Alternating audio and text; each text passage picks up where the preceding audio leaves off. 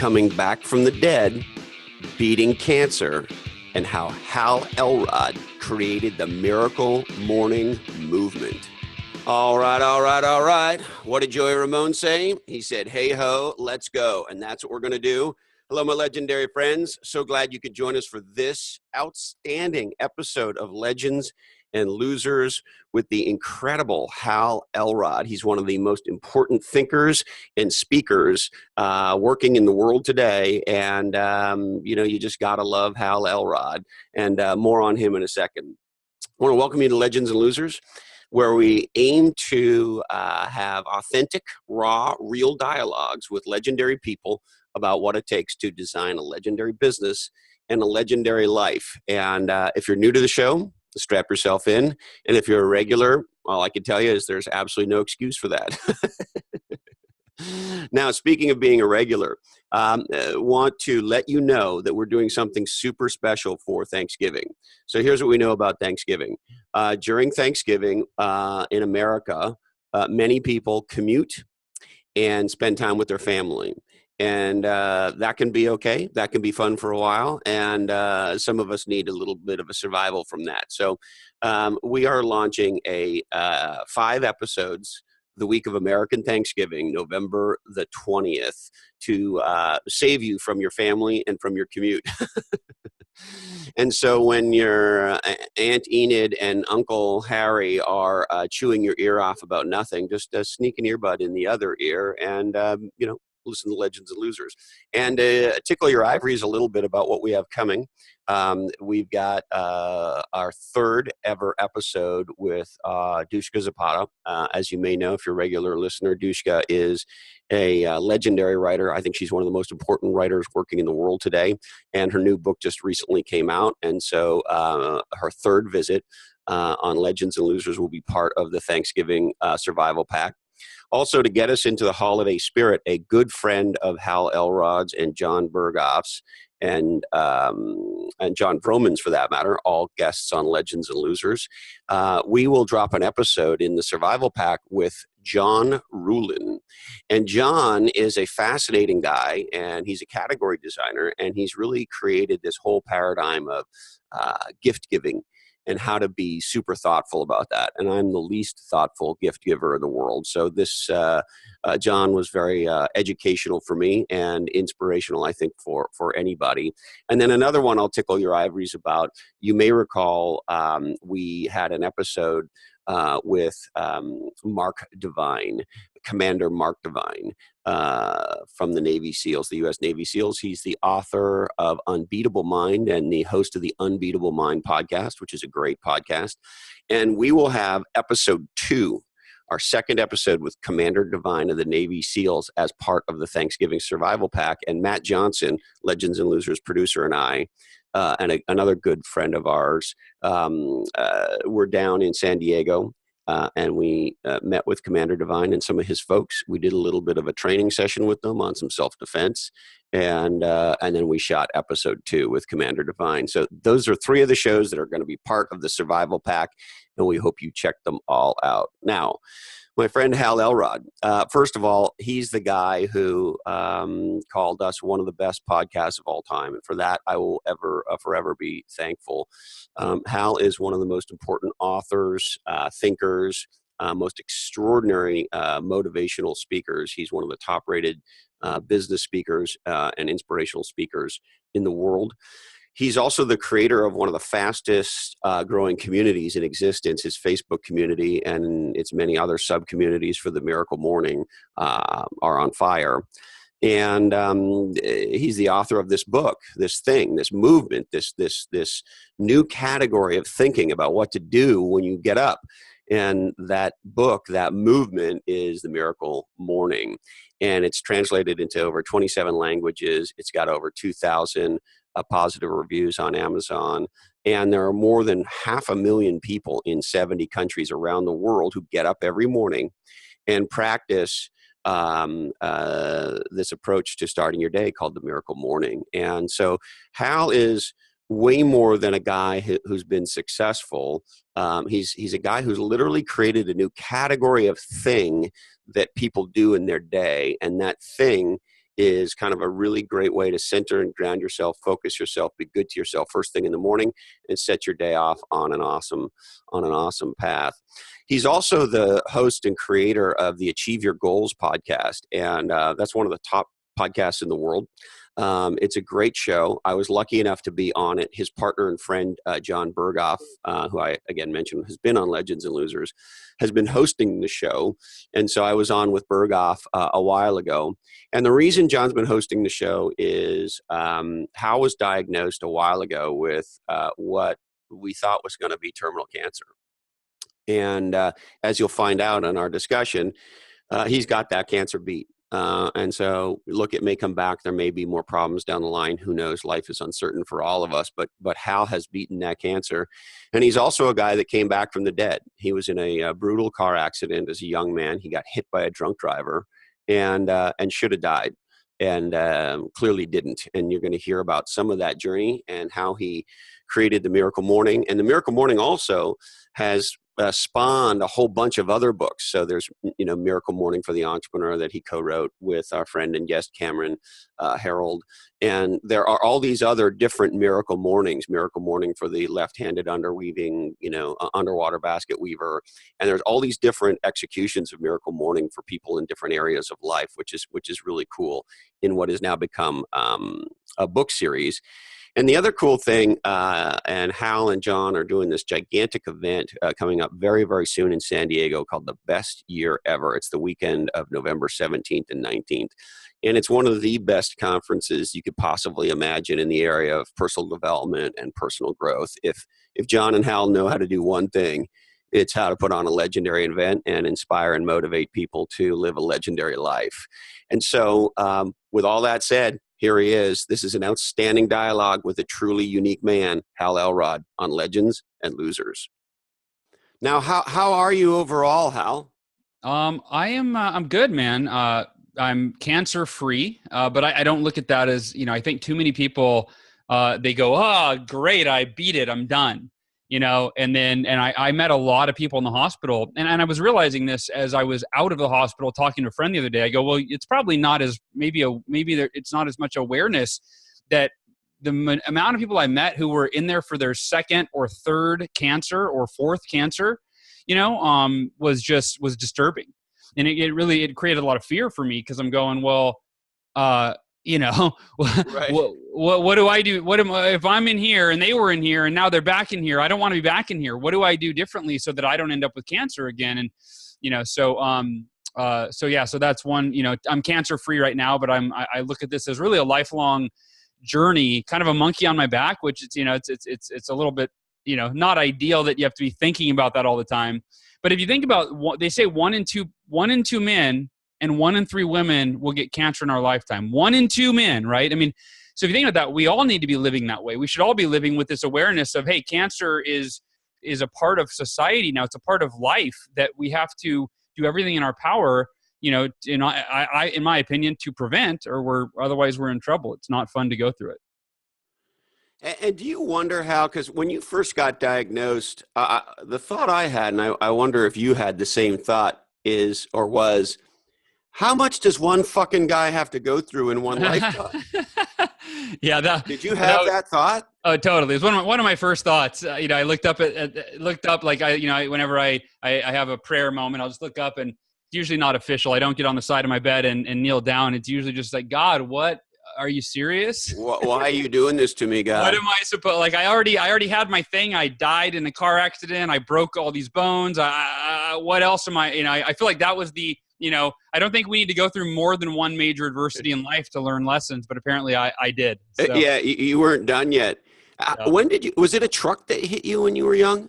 Yeah, it was I was in a brand new Ford Mustang, and I was hit head on by a Chevy full-size truck, and then I spun off the drunk driver, and the car behind me that was just, a few car lengths behind on the freeway, they hit me in the door. So I spun in front of them, and they hit me in the door at 70 miles an hour, and that's where the whole left side of my body was, I broke, I believe it's 11 bones on this side, from my femur broke in half, my pelvis broke in 3 places, my eye socket was shattered, my ear was severed, my elbow was shattered, I severed the nerve in my arm, all sorts of internal injuries, ruptured my lung, punctured my spleen, so on and so forth.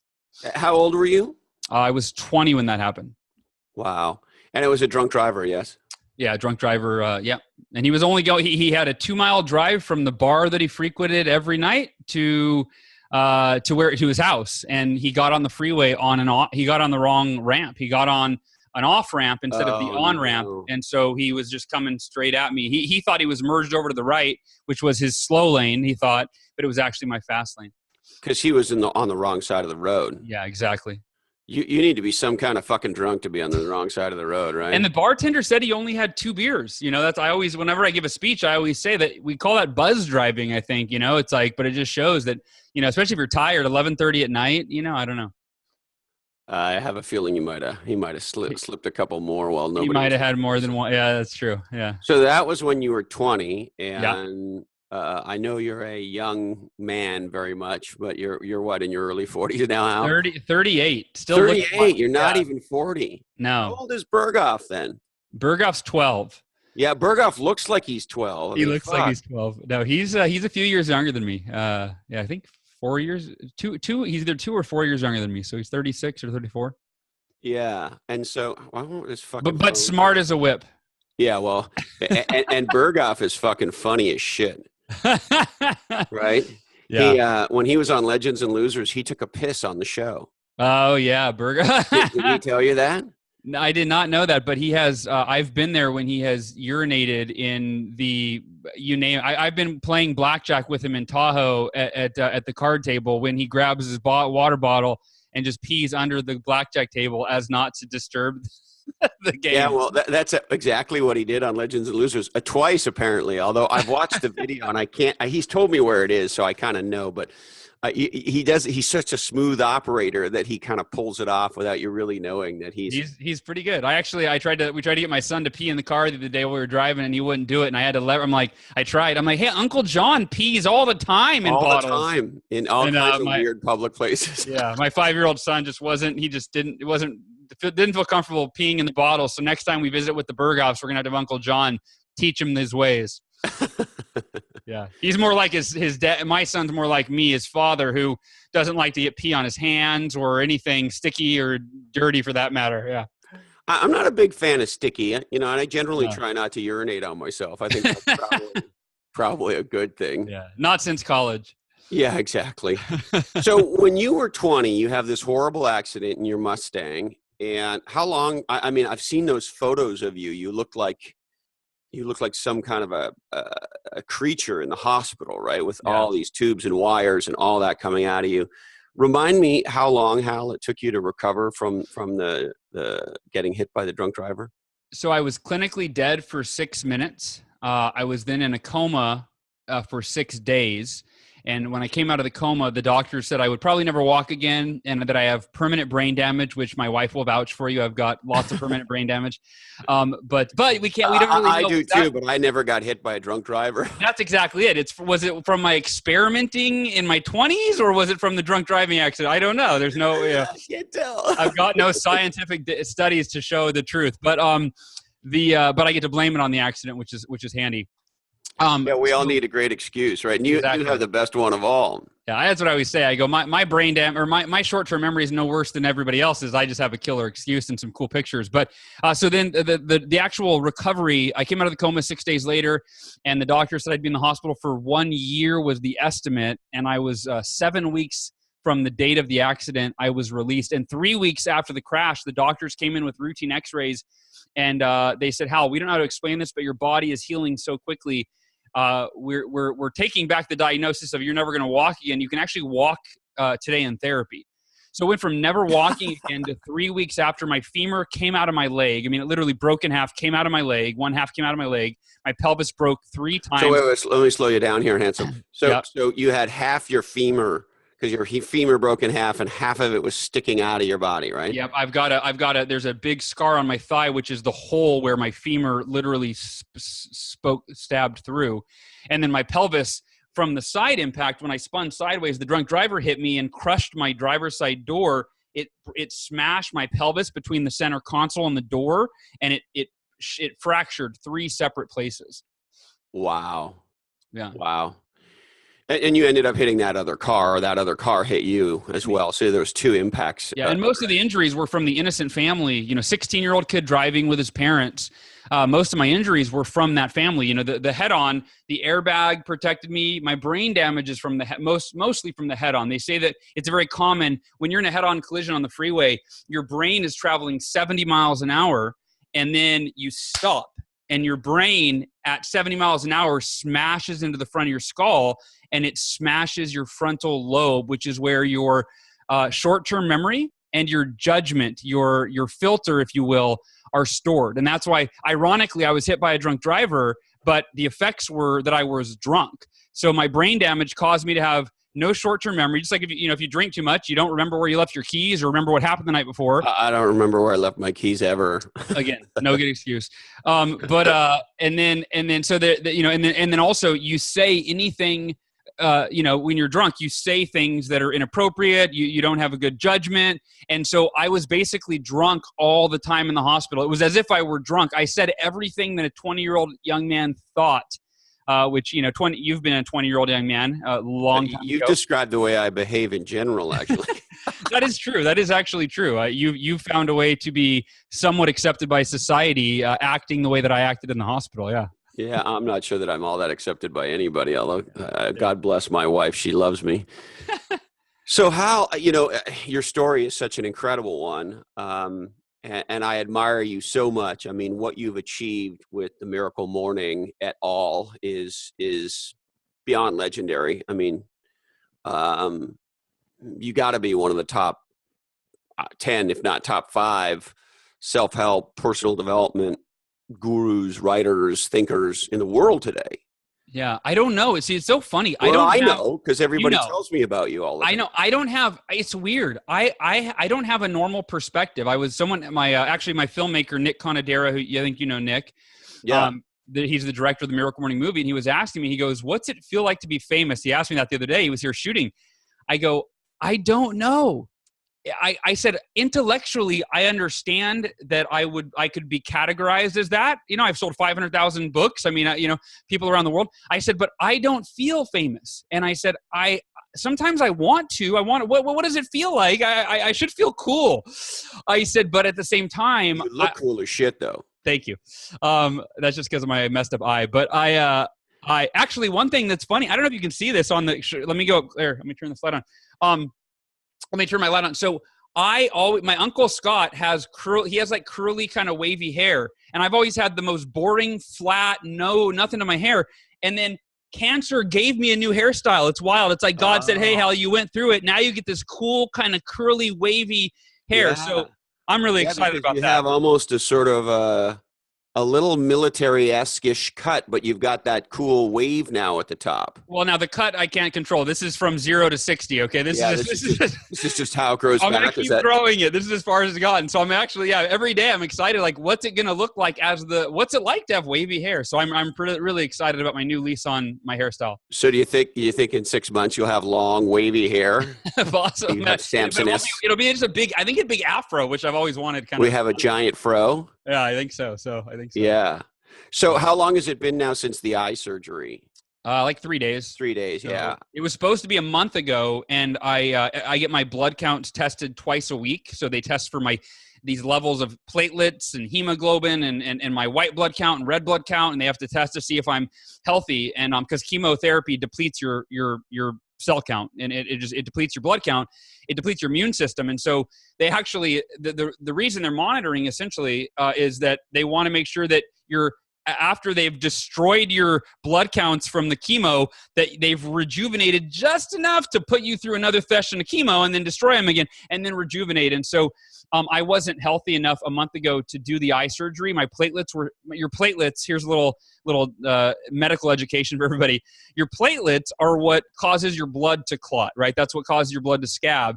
And when you have chemo, when you have no platelets, if you get punched, you can get internal bleeding that cannot clot and you can die from it. And so, not so much on the boxing during chemo. No boxing. Yeah. And in fact, no, nothing. I had to stop doing, I learned the hard way. I went wakeboarding when I had low platelets, and I don't know if I fractured my rib. Of course you did. Of course I did. I thought I'll be fine. And of course, my dad's begging me not to go, and my mom and my wife, and and I went, and I fractured my rib or something that took a long, long time to heal. Could have been worse, but yeah. So a month ago, my platelets were too low to where I couldn't go in for eye surgery because my blood wouldn't clot, and it'd be a big problem. So it was good enough. A few days ago, I was able to go in and get the surgery, and yeah, it's healing. So I think I'm good. So you just seem to be living proof of what unstoppable looks like, Hal. I think so. It's so funny though, Chris. Like I try to share with people, like our friend David Osborne the other day. I was sharing something with him, some sort of insecurity, and he goes, Hal, you need to, you're I forgot what he said, but something like you shouldn't be insecure. You're Hal Elrod. You're Hal Elrod. You're too much of a winner or something. And I said, you know what, David? I said, and it's kind of like the whole going with the question that my friend asked me the other day is, what's it feel like to be famous? I go, I don't know.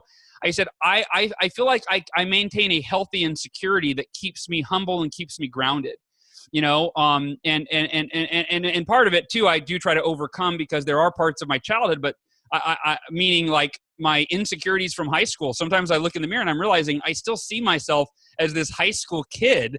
Even though I'm 38 years old, I still deal with those, and I think we all do. We all are this child that had fears, insecurities, and issues from our childhood, from our parents or whatever, and we've just grown up. Our body's older, but a lot of our mentality, a lot of our emotional intelligence is still rooted in what was born, for sure, from childhood. I try to overcome. I don't know if it ever goes away.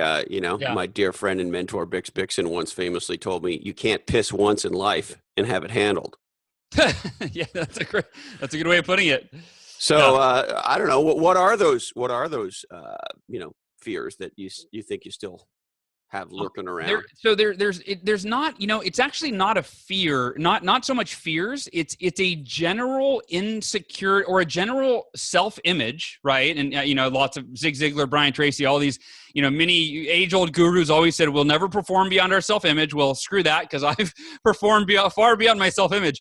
But the self-image is that I see myself as this young kid, or, maybe even 20s, to where, Chris, when I meet somebody that is 40, for example, I'm 38. If I meet someone that's 40, they're in this hierarchy where I look at them like, wow, they're so much older and wiser. And then I shake my head and go, wait a minute, I'm 40 years old too. What am I doing? Yeah. So that's it. It's really in your head, you're still 17? It's a general self-image of being like 20, I would say. And where I have to deal with it is I go, who's going to take me seriously? And then I have to remind myself, oh yeah, I know a lot and I've done a lot, and but it's this constant battle between reality, and that for all of us, that's where affirmations are so powerful, because there's the reality, and then there's our limited beliefs and self-image, and my affirmations are always trying to bridge the gap, between the two.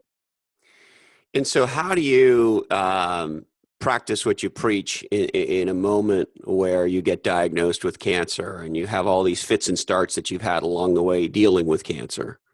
Yeah. So it really is the philosophy. When I was 20 years old, hit by the drunk driver, woke up from the coma, told I'd never walk again. And I don't care how old you are, like being told you're never going to walk again is never easy news to take. Right. And so I had to really process that. I thought, I'm 20 years old. I have a lot of goals that involve walking again. So I really, I don't like that diagnosis. And I decided that, you know what, I may never walk again. And so if that is the case, I will accept it unconditionally, and I will have no emotional pain over it. I'm not going to wish it were different. If that's my reality, I'm going to accept it. Because, Chris, that's one thing I learned in my Cutco sales training, 18 months before the car accident. It's okay to be negative when things go wrong, but not for more than 5 minutes. It's called the 5-minute rule that I learned. It's okay to be negative, but not only for 5 minutes. And we literally were taught, my mentor taught me, set your timer on your phone for 5 minutes when something goes wrong. Now, granted, this was for milder adversity than being hit by a drunk driver and told you're never going to walk again. Or getting cancer. Or getting cancer. It's for no sales and rude customers and whatever.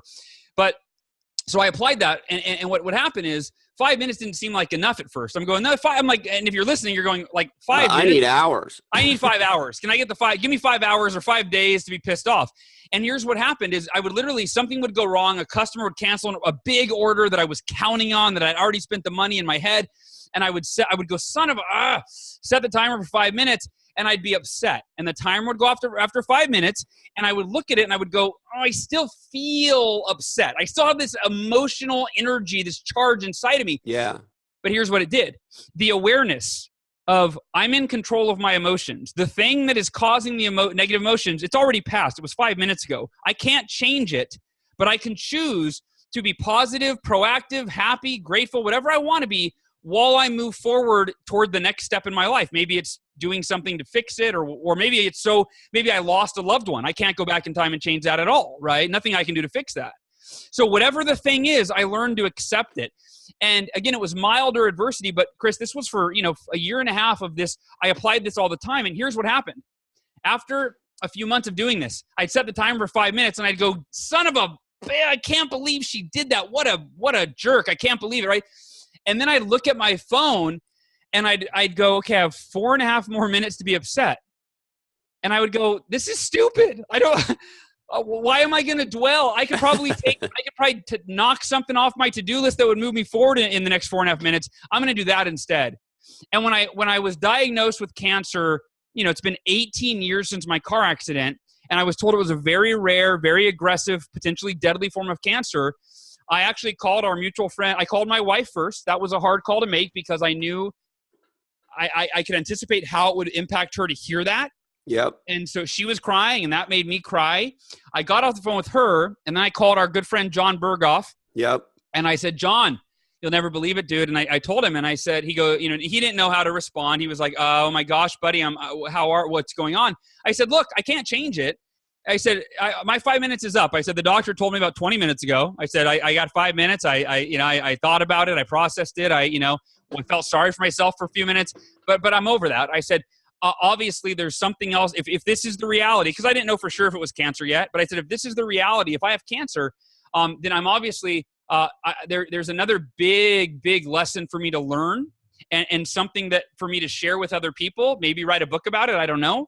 I said, but same as with my car accident, I'm going to be the happiest, most grateful person I could possibly be while I go through cancer versus feeling sorry for myself, letting fear run my life, on and on and on, and so that was it. And I was able, other than when I was in deep or intense physical pain, I was able to, when you're in physical pain, it's very hard to, think clearly, let alone positively. But the rest of the time, I was able to maintain a positive attitude and just deal with what life had thrown me. And I think that's it, is life's going to throw us stuff. We can deal with it in a negative or a positive way, to put it in simple terms.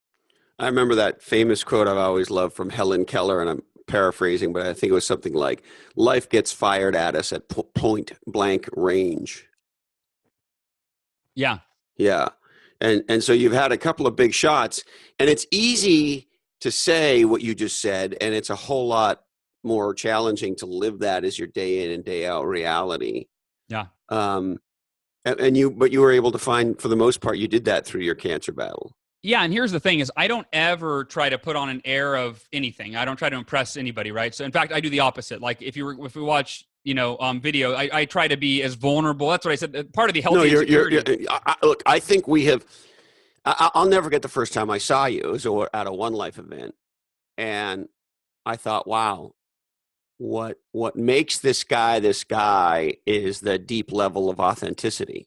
And I think we're in a new era of authenticity. I think for every Kardashian tweet, there's an equal and opposite reaction, right? There's a whole group of people who say, enough with this bullshit and inauthenticity. We want stuff that's real. And when I saw you, I thought, wow, Hal is this generation's, motivational mobilizer because of the level of authenticity you bring. There's so many guys who do what you do who are putting on a show. They're a character, right? Sure. Yeah. That makes sense. And authenticity is one of, if not my highest, it's one of my highest values. So thank you for that. I receive that and I appreciate that very much. Chris. But and I think, you know, it's interesting. I don't know. Again, that comes from our childhood insecurities. I think the fear of not being loved or not being enough. And I'll tell you when the moment changed for me. And you may have seen, I have a quote, you know, one of my quotes that's online bouncing around is, give up being perfect for being authentic. And I came up with that when I was giving a speech one day. So after my car accident, I had such bad brain damage that I thought my dream of being a motivational speaker, which had been born, the dream was born before the car accident. In fact, I was giving a speech the night of the car accident when I was, you know, driving home from the speech. But I thought that dream of being a speaker was born, and I thought maybe that died with the car accident. I thought, how could I be a speaker when I can't remember? Because it was bad in the hospital. I couldn't remember from minute to minute. I mean, I would just forget what I was talking about. I would forget everything. And so I got really afraid. And then going into speeches after that, you know, I would take detailed notes, but I didn't want to read the notes, but I didn't want to forget what I was going to say. Like I was just so insecure around that and afraid. And then there was one time where I forgot what I was talking about in the middle of my speech. And it was very soon after. I was 21 years old, right after the car accident. And I went, and I just on the fly, if I'm anything, I'm somewhat witty, kind of, you know, we probably share that in common, right? Not necessarily. You're a lot wittier than I am. Okay, I'll take it. But I said, hey, you guys, I said, I forgot what I was talking about. I actually suffer from brain damage, which we're about to get into. You guys, let's make this is a team effort. All right. I got to make sure you're paying attention. What was I just talking about? And the audience started shouting out, you were telling the story about your mom. And I go, yeah. Yes, thank you. What was the story? Where was I at? And they go, you had just fallen off the did it, right? And I went, yes. And I was like, oh, got it. Thank you, guys. And the whole audience, there was this like a feeling of mutual satisfaction. Like, all right, we did it. Let's go. We got Hal back on track. And I realized that by being authentic and admitting that I didn't know what the hell I was talking about at that time and I'd forgotten, they really felt connected. And then by inviting them and enrolling them to join, helping me get back on track, we became a team. And so from that moment, I went, you know what? I don't need to impress anybody with anything. I just need to be real. And the more I mess up, the better, as long as I just, you know, call attention to it or don't call attention to it, whatever, just, you know, right. just pure authenticity. And from that moment, I really started moving in that direction. And, you know, and now I try to live accordingly. And what was the initial inspiration for writing Miracle Morning, the original Miracle Morning? Yeah, so it wasn't a book idea, and Miracle Morning wasn't a book title. It was 2008 when the U.S. economy crashed. I crashed with it. I had just hit Hall of Fame with Cutco and started my own coaching business. I had started a speaking. You were doing like a sales coaching business? Yeah, life coaching, sales, mostly coaching Cutco sales reps. So yeah, it was sales, success, and life coaching kind of rolled into one. And then I'd written my first book, Taking Life Head On, in 2005, I think, 4 or 5, 6. And so when that, and then a year into it, I had bought my first house and the economy crashed in 2008, and I lose over half my clients because they can't afford me anymore. I lose my house back to the bank. I mean, going into foreclosure. And did you not get $1 zillion settlement because of the accident? No, I got a $0 settlement from the accident. The gentleman that hit me had the minimum insurance, and he had $15,000 that covered my car, but I owed like $17,000 on it because I just bought it, and it was, you know, like it was 3 weeks old, and so we actually had to pay out of pocket $2,000 to Ford to pay off the car and not have my credit ruined. But so wait a minute. So I don't understand, know a lot about insurance, and knock on wood, I've never been in a car accident, which is surprising given the way I drive. But anyway, I thought sort of the basic insurance, the collision insurance you and I have, is such that if I'm at cause in the matter of a horrible accident, my insurance deals with it. Is that not the case? I don't know. I don't remember, that time being so fuzzy, but, so his insurance paid $15,000. So he had, that was what he had to cover the other car or something. And then the state of California or the federal government or whomever, I think it was state of California, but they covered $1 million in medical bills.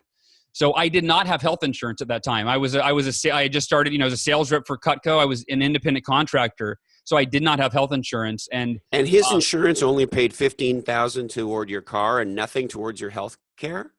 To my knowledge, nothing toward my health care. Yeah. Wow. How can that even be true? I don't know. Our And insurance he might have system's even even been, more he fucked might have up even than. been uninsured too. I'm not even sure. But from what the only memory I have was that I had to come out of pocket a small amount to pay off my car after it was totaled. Wow, that's craziness. So here Yeah. you are recovered Yeah.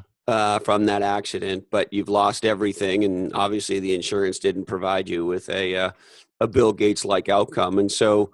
Yeah, and the lost everything was, it was 9 years later. So after my car accident, I rebuilt. I kind of started at zero, because I didn't actually. Luckily, I didn't have to come out of pocket or anything.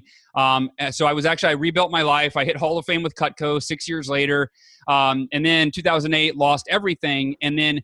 I actually called our friend John Berghoff. It was 6 months of this downward spiral into a depression. I had never been depressed in my life, and I applied the can't change it philosophy, the 5-minute rule, but I didn't know how to deal with adversity that continued to spiral downward out of control.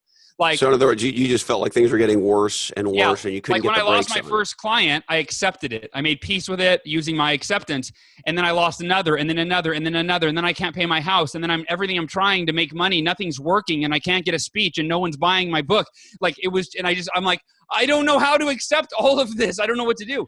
It's just too much, as we like to say around here, losery at one time. Too much losery. I couldn't handle it. And so I got depressed. And after 6 months of this just kind of downward depression, my wife, who was my girlfriend at the time, she goes, why don't you call John Berghoff? You always say he's the smartest person you know, especially in business. Why don't you ask him for advice?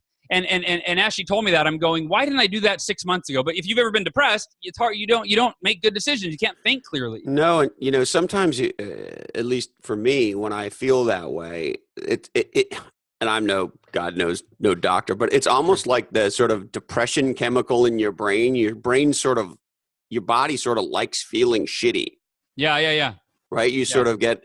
It's a safe feeling because you don't have to do it sort anything. of feels like home, right? It's all like you have to do is watch TV and complain to people, or you know what I mean, and feel sorry for yourself. Yeah, and feel shitty. Yeah.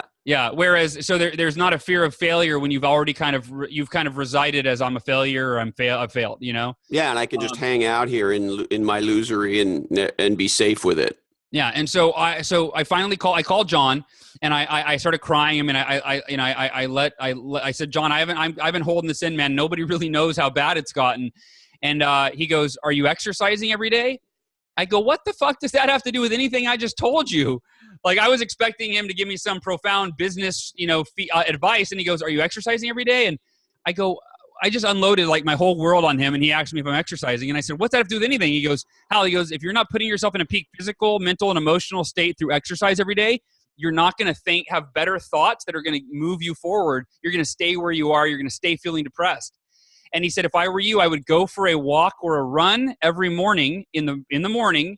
So really the miracle morning begin as John Berghoff saying, go for a run in the morning, put yourself in a peak physical, mental, and emotional state. He said, I'd go for a run in the morning. And he said, while you're on that run, listen to some sort of business audiobook or self-help audio. He said, relevant to what you need to improve in your life. And then as soon as you get home, jump in the shower and then go into your office and apply it. And I thought, this is stupid advice. Like, I want real advice. You're telling me to go find advice. This is bullshit, Just tell me what to do, John. Tell me what to do, not to go to find what to do, So the next morning, he actually told me what audio to listen to. He said, listen to a Jim Rohn audio. It's a great overall kind of mindset, health, whatever. And so on that first run, that first morning, I heard the quote that changed my entire life and is literally the catalyst. The first run, the first morning. First run, first morning, first quote. Couldn't Jim have been Rohn? more meant to be. Jim Rohn said, your level of success will seldom exceed your level of personal development. And I realized I'm not dedicating time every day to my personal development. Therefore, I'm not becoming the person that I need to be to create the success I want in my life. And here's how I quantify that. And this is hopefully helpful for your listeners. It's helpful for me.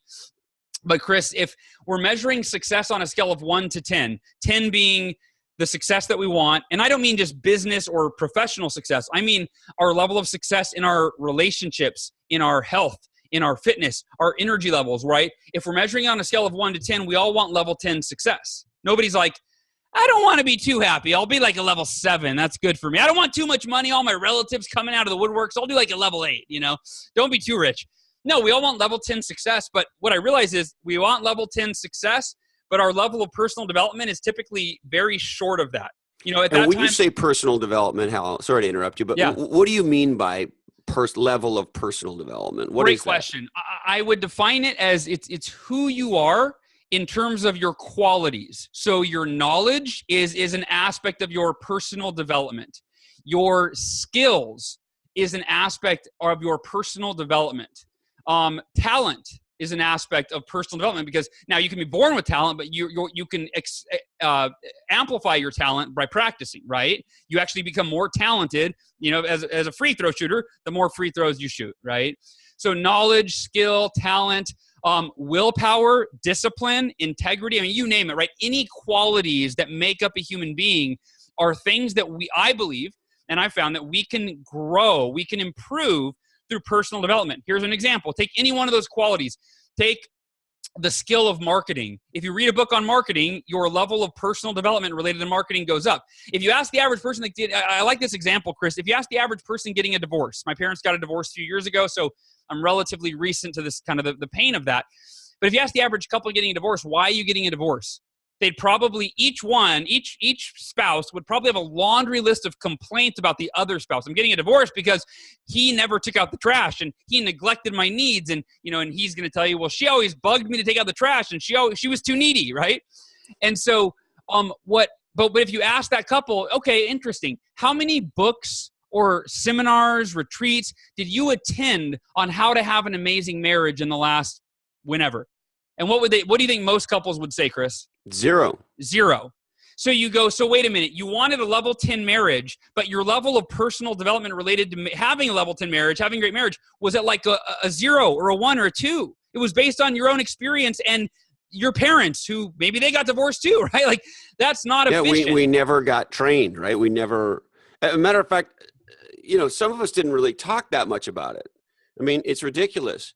When so I've been divorced. And when my wife now, Carrie, and I first started to get serious, Hal, and she's been divorced too. Sure. So when we realized we had a relationship brewing, or shall I say, she realized we had one before I did. So when both of us realized, meaning me, but when then you got on the same page. Exactly. But regardless, we sat down and we said, okay, if you were to design the perfect relationship, what would it look like? And we designed it not just at this sort of 30,000 foot level, but like, what would it be like day in and day out? So for example, you know how couples can I call it kind of snip or snipe at each other. It's like, to your point on the garbage, Sure. for the third time, take out the garbage, right? Yeah. And men do the same thing to women, of course, or stop, don't ask me that again, or whatever it is, right? Or the other one I notice is couples will often say little shitty things to each other or about each other. Yeah. And so we just decided, like, none of that. We're never going to say, I'm not going to say a demeaning thing to you or about you. And if I do, I want you to interrupt me. Yeah. Right. And on and on and on. All those, we went through a lot of the little things that add up over time. And the amazing thing is, if you're willing to put in that work and use that as a foundation, at least for us, when we're out of flow and it's off, one of us says to the other, "Oh, that's not us." Yeah. And we slide back into where we're supposed to be. And it sounds so simple, but those little things, right? Those little shots, that picking that we can do at each other, that shit adds up over time.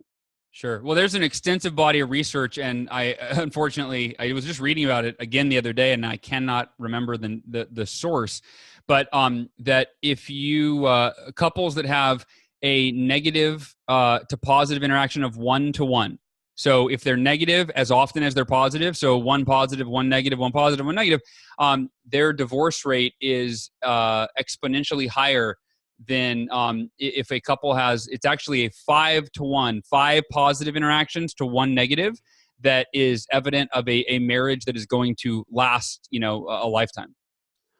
5-to-1 in our relationship. I have no idea what it would be, but it could easily be 100-to-1. Awesome. That's it. I mean, we don't say shitty shit to each other. That's very, very rarely. And we say a lot of nice shit to each other. Yeah. And we just do the stuff for each other. You know how women can tell the exact time where you're chilling your nuts, when you just really are relaxing. It's at that moment they ask you to do something, right? Sure, of course. And in my case, it's normally she shows up on the couch and she sits next to me and she puts her feet on my lap and she hands me the Nivea or whatever the fucking cream is.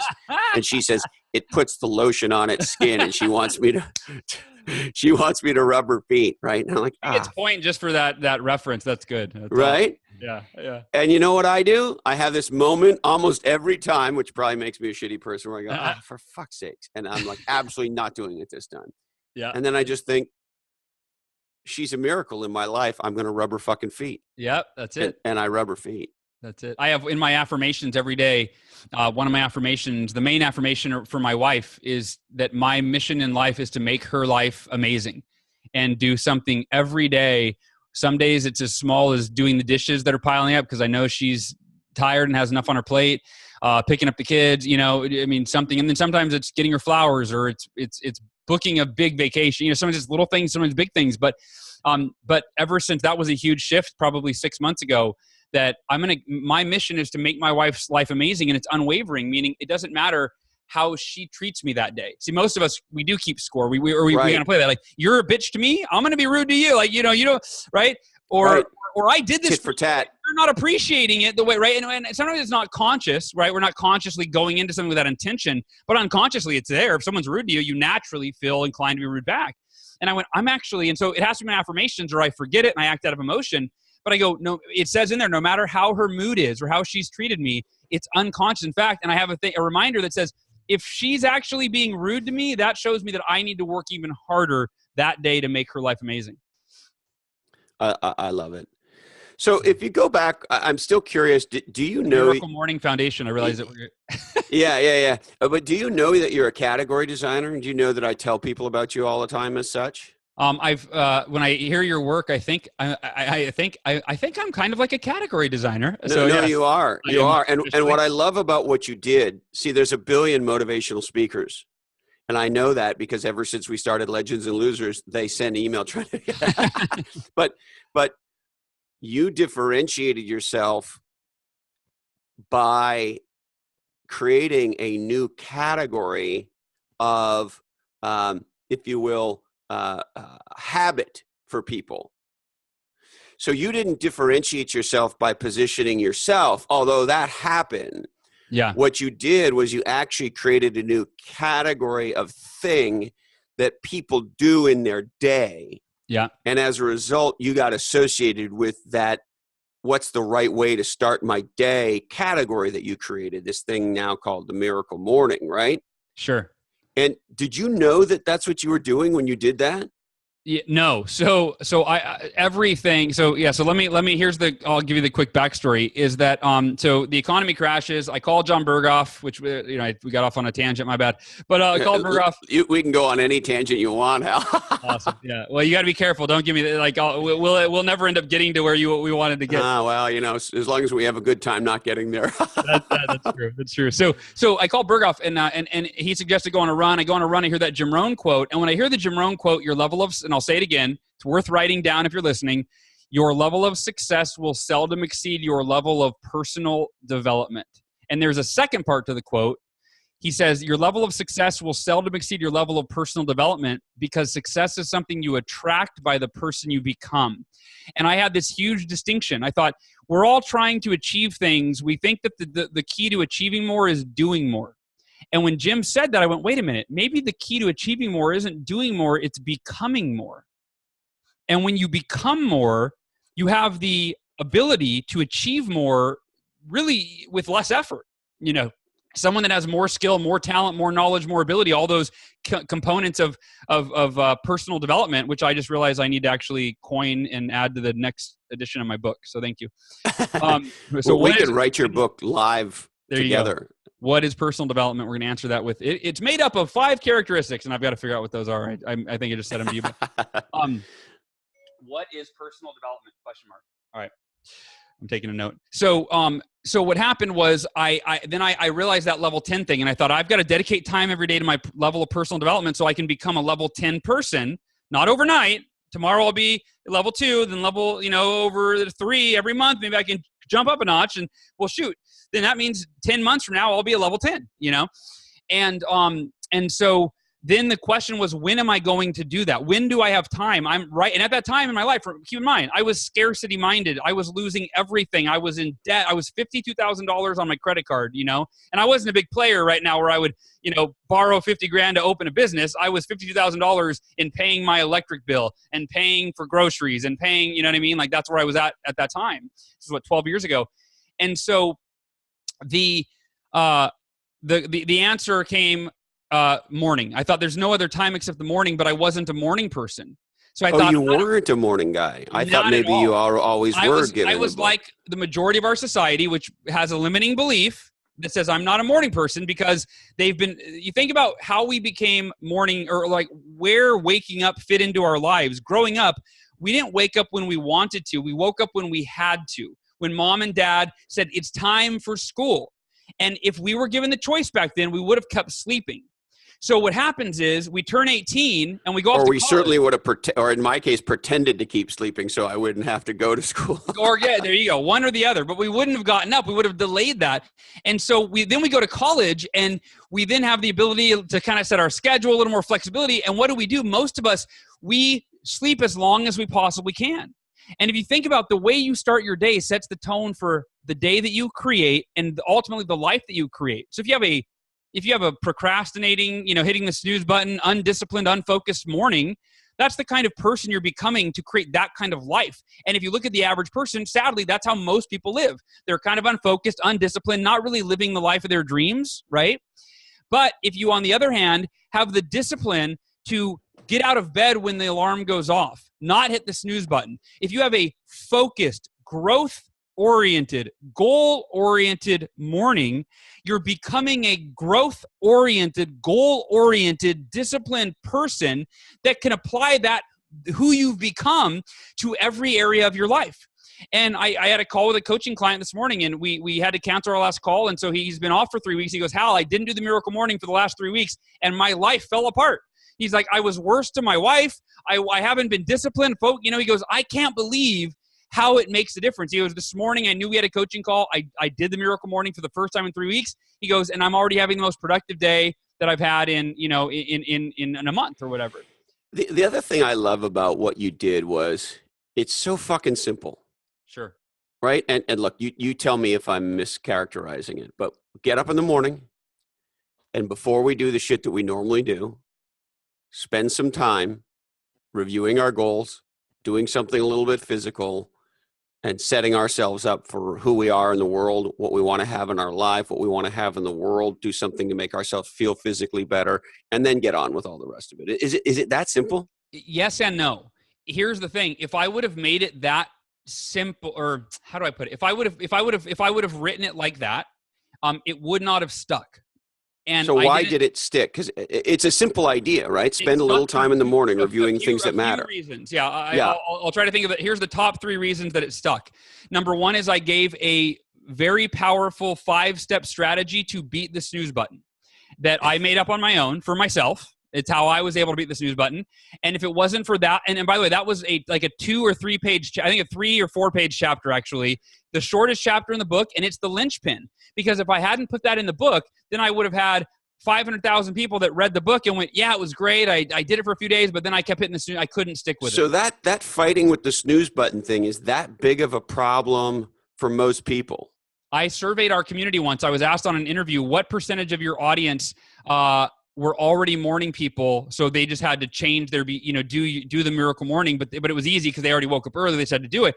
And what percentage of your audience, your readers, had never been morning people? And so this was a huge, overcoming that thing. And I didn't know the answer. And so I surveyed our audience, and, we've got, 120,000 people in the Miracle Morning community, the Facebook group. So I surveyed the group. It wasn't quite that big then, but it was still, tens of thousands.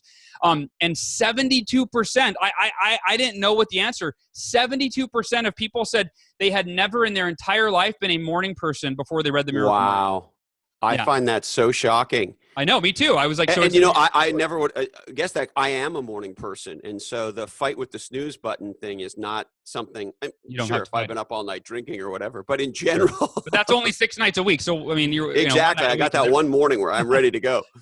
So and that's so that's a big one. Okay. That's number one. Number two, and actually the one that preceded that, I think, is the context that I created, is that I sold the reader, I articulated the power of how important the morning ritual was, that nobody had ever, so they didn't realize, wait a minute, this could literally be the one thing that changes everything for me. Like if I start the day, if I win the morning, I could win the day every single day, and I could start achieving my goals. I could lose weight. I can make more money. I can get better shape. I mean, all those things literally are true. So I think I did a good job articulating that. So they were like, okay, I'm sold. I want to wake up early. Then the 5-step snooze-proof wake-up strategy told them, oh, here's how to do it. Well, then what do I do during that time when I wake up early? I don't want to pick an email. And that was where the savers, the 6 practices of the Miracle Morning, that acronym, I cannot tell you, Chris, and that was my wife's idea, by the way. If it wasn't for her, I wouldn't have done it. And it was the 6 practices of the Miracle Morning that are the savers. And I'll rattle these off for people real quick. And I'll say them again if you want to write them down. But S for silence, A for affirmation. So that's meditation or prayer. A for affirmations, V for visualization, E for exercise, R for reading, and the final S is for scribing, which is kind of a fancy word for journaling or writing. Yeah. And I cannot tell you how many people, Chris, I'm sure you've probably seen it, but in the Miracle Morning community, in the Facebook group, how many people, they don't say I did my Miracle Morning today. They said I just finished with my savers. Yeah. And that has actually become a part of their lexicon as much, if not more, of the Miracle Morning. And people tell me I love the acronym because in my brain, I just count them off. I go, okay, S, I'll start with meditation. They go, I set the timer on my phone, meditate for 5 minutes, then I'm done. And then it's really easy to go, well, what's next? A, affirmation. And then they just run through that practice, and it makes it really straightforward and really simple. So it was simplifying it, but creating structure. And how much, Hal, do you think it's that people do it in the morning, or that by doing it in the morning, I ensure that I do it because I don't let my day get away from me?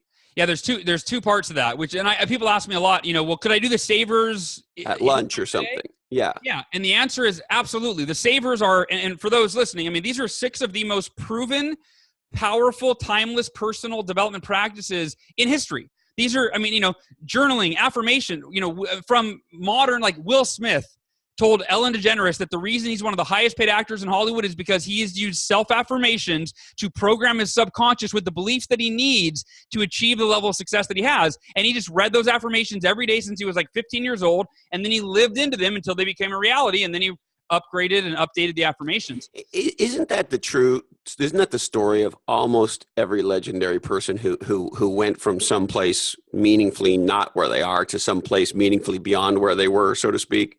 Yeah. I mean, how do you, you and I both have a huge affection and attachment to the martial arts and the UFC, right? Yes.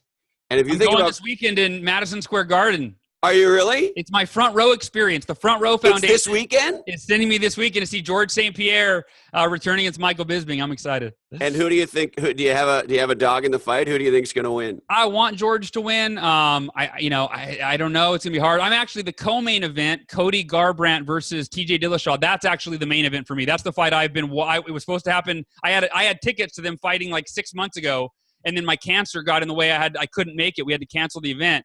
So that's the one I'm most excited about.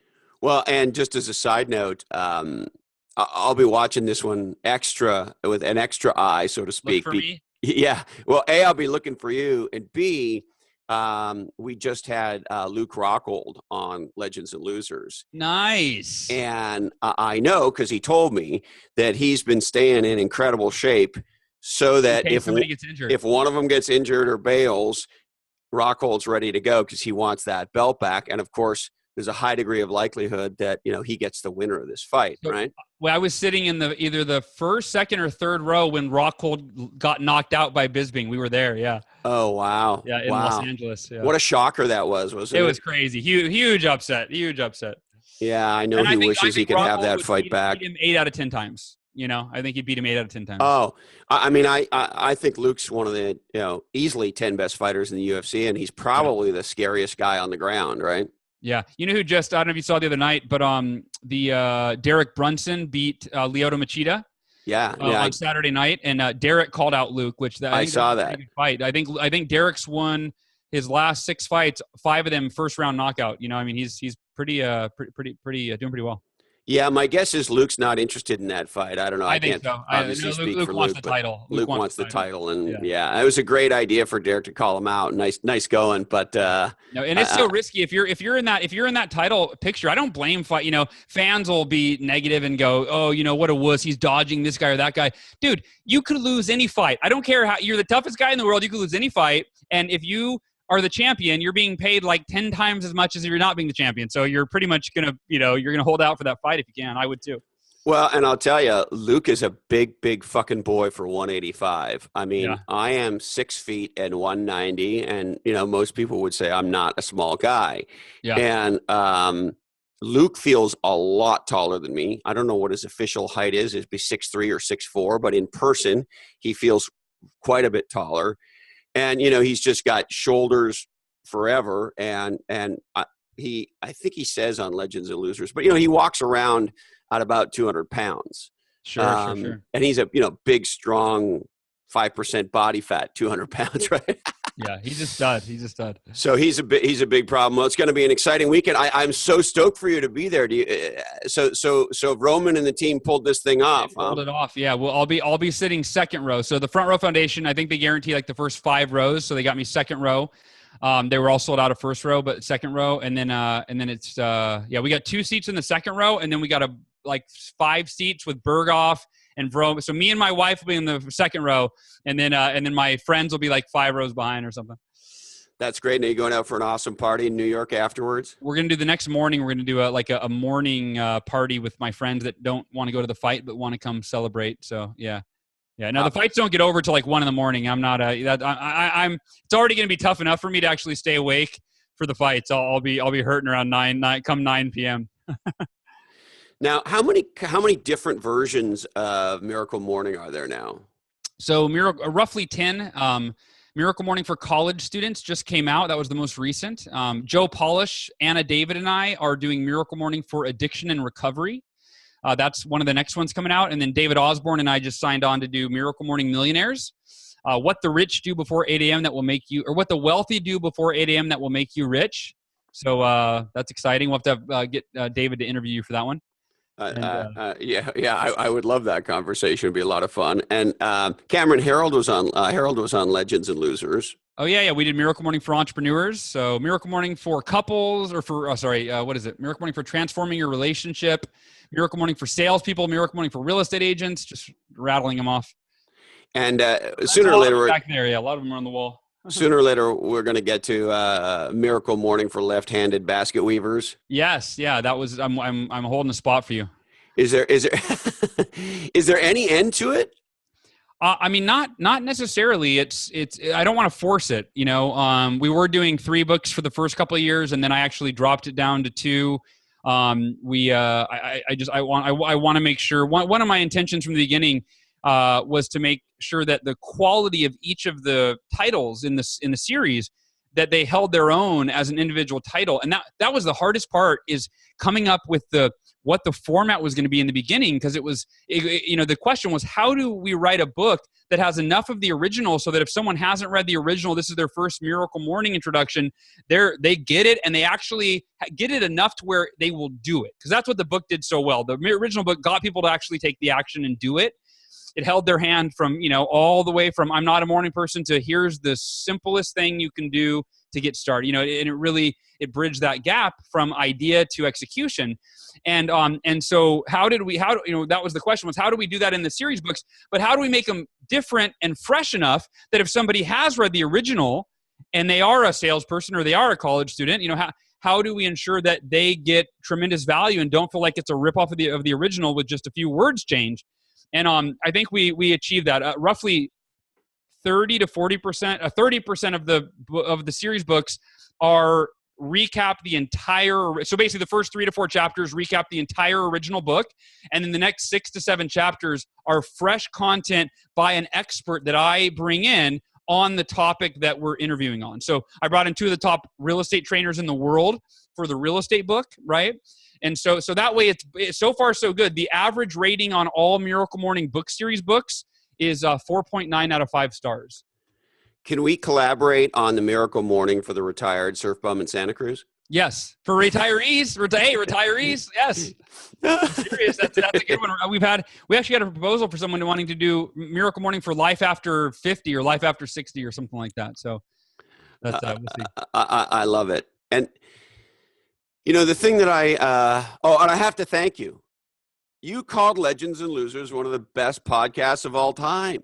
I know. What the hell possessed you to do that? You did not have a gun to my head. No, as a matter of fact, you said it somewhere or something, and I think Berghoff called my attention to it. I think I said it in a comment or something on one of your posts or something. Yeah. Yeah, I think it really goes back to it's mutual respect here of authenticity, Chris, and that really is it. I think that's why I appreciate it so much, is because you don't pull any punches, and it's totally authentic, and all of the above. I just realized too, I've got a few. Yeah, I know. I got to let you go, don't I? Yeah. You're a busy guy. What does the future hold for you, Mr. Elrod?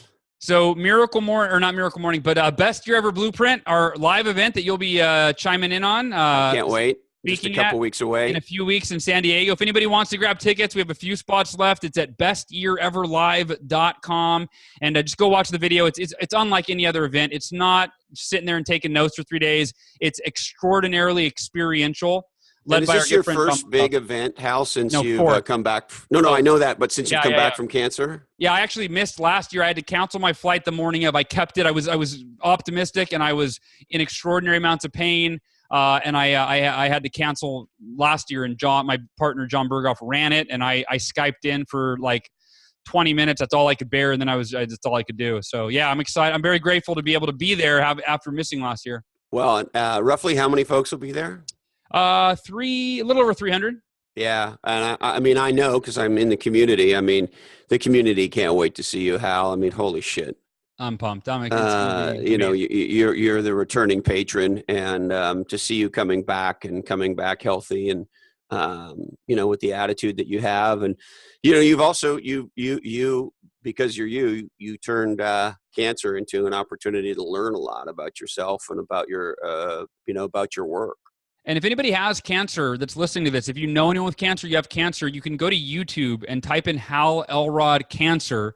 And I recorded 4 video blogs. One when I was first diagnosed, one when I was losing my hair, one when I was diagnosed as not having cancer, and somewhere in between. But that's that might be helpful for you to share with somebody, especially the first one, just around the mindset. I shared the mindset that it's kind of basically, Chris, what you asked me in the beginning is the mindset that I shared in the beginning. You can see me share that while I'm just being diagnosed with cancer, like a few days after. So. Yeah, you're amazing. And look, I said it to you at the time. I'll say it to you now. The world needs Hal Elrod. Thanks, brother. Thank you. And I don't want to lose my shit here, but I'm so fucking happy to see you, and happy to hear you're well. And I'm so grateful that you're including me in this huge event this year. So thank you. Thank you, man. It's mutual. And I'll tell you, that was actually the Miracle Morning created fear for me in a weird way, where the Miracle Morning is, 10,000 people a month read that book or buy that book, read that book, and that was while I was in the hospital doing nothing. I don't promote it. I haven't promoted it in a year really. That is the crazy thing. Your whole world. I mean, Berghoff takes over the podcast, and everything just keeps flying like crazy while you're dealing with cancer. Yeah, and that's the importance of building passive income and a team. Like 2 of the most important things I tell every entrepreneur, that you got to start building some passive income and a team, because you just never know what the future holds. But I was thinking with the Miracle Morning, I thought that's my legacy, regardless. Oh, I think this is. Hey, can you hold on for just a moment? Thank you. Anyway, the call coming in. Yeah. But yeah, no, I was afraid. I thought, wait, I already wrote the book that is my legacy. So if I died right now, it's really not going to change that the Miracle Morning is going to keep reaching people and impacting people. And I got kind of scared, like, shoot, did I already do what I was supposed to do on this earth and now I'm done? But then I looked at my kids and my wife and I went, absolutely not. I've got a lot left to do. So. Well, Hal Elrod, I know you got to go. You're an incredible human being. I love you. You're an inspiration. Thank you for including me in your world with your tribe. You've introduced me to so many great people. and bless you. Chris, you are very welcome. Bless you too, my friend, and look forward to seeing you soon. Whew, there he is, Hal Elrod. Talk about strap yourself in. I love that guy. Every time I talk to him, every time I think about him, I feel better. If you enjoyed this episode with Hal, why not share it with 5 people in your life right now? As you know, most people in our world do not experience the joy, the pleasure of a podcast. Because it turns out even learning how to take your phone and downloading the podcast app if you don't have one, and figuring out how to subscribe to one or describe to one, depending on your religious beliefs, is a hard thing to do. A lot of people don't even know how to find podcasts on their iPhone or their Android phone or their tablet or whatever. So if you love somebody, be a podcast legend and help them subscribe to Legends and Losers, or if not Legends and Losers, some other podcast that you love. And we'd also love it if you checked out legendsandlosers.com. We just built a whole new site, and we're about to take our marketing game up. And we'd love it if you checked out the new legendsandlosers.com and subscribed. All right. We would like to thank HarperCollins Instant Classic, Play Bigger, How Pirates, Dreamers, and Innovators Create and Dominate Markets. Equity Directory, the invite-only network of entrepreneurs and startup talent exchanging work for equity at Equity Directory. OneLifeFullyLived.org, dream, plan, and live your best life at OneLifeFullyLived.org. Don't forget Hal Elrod and John Berghoff in San Diego, November 17th through 19th. If you want to create your best year ever, go to the Best Year Ever event. Check it out at halelrod.com. Our friends at Namely, all-in-one HR software at namely.com. Atira Systems, stopping wildfires and saving the lives of firefighters at atirasystems.com. Interview Valet, podcast interview marketing. If you're a thought leader, get your leading thoughts on some podcasts, interviewvalet.com.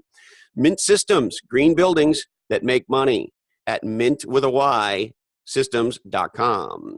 Bixen 2, coaching business leaders to hack the future they want and produce material outcomes that matter at Bixen2.com. And Fathom Marketing, marketing that accelerates revenue. Check us out at fathomdelivers.com and kiva.org. Loans that change lives. Microloans can make a difference to people all around the world. If you want to make a difference to budding entrepreneurs in different parts of the world, check out kiva.org. All right. We'd like to remind you that today's information is provided to you solely for informational purposes. This oddcast is the sole property of the Legends and Losers Oddcast Network, and we would love it, and we would love you a little extra if you shared the shit out of it. Now, we must warn you that Legends and Losers is produced in a studio that is clearly containing nuts. Objects in your car mirrors are likely behind you. Teach public speaking. Keep your eyes on the road and your hands upon the wheel. Don't be lame. Get out of the passing lane. Listen to Chris Cornell. Rest in peace, Jack O'Neill. Introduce 2 people you love to 2 podcasts you love. And hey, it's okay. Go ahead. Pee in your wetsuit. We love you, Candy Dandy. Thanks, Mom. Love you too. Hey, Colin. This oddcast really ties the room together, doesn't it? And today, our deepest apologies go out to Elizabeth Holmes, Chief Executive Officer of Theranos. Sorry, Lizzie. We just ran out of time for you. That's it. Be legendary, my friends, and we'll hope to see you again soon on another episode of Legends and Losers.